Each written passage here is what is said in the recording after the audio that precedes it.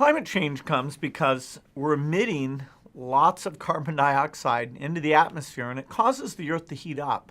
We need to get our carbon emissions down. So I think of it mathematically. We start with the number of people. Each of us is using services that require energy, like heating or air conditioning, transport. And so we have how much energy each of those services use, and then we have how much carbon comes out for each unit of energy. So once you multiply those together, that's where you get about 36 billion tons of CO2 being emitted. To make that come out to a number about zero, how are we going to change the four factors?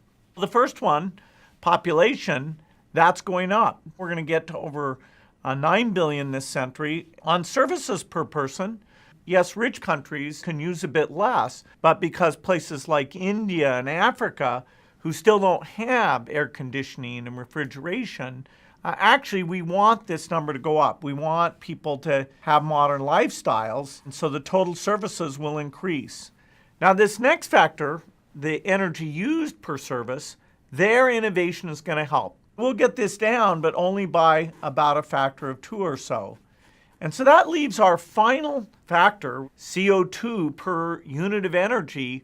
That's where we're going to have to do something super dramatic. We're going to have to use sources of energy that emit no carbon dioxide to get from 36 billion over here down to a very, very small number and avoid catastrophic climate change.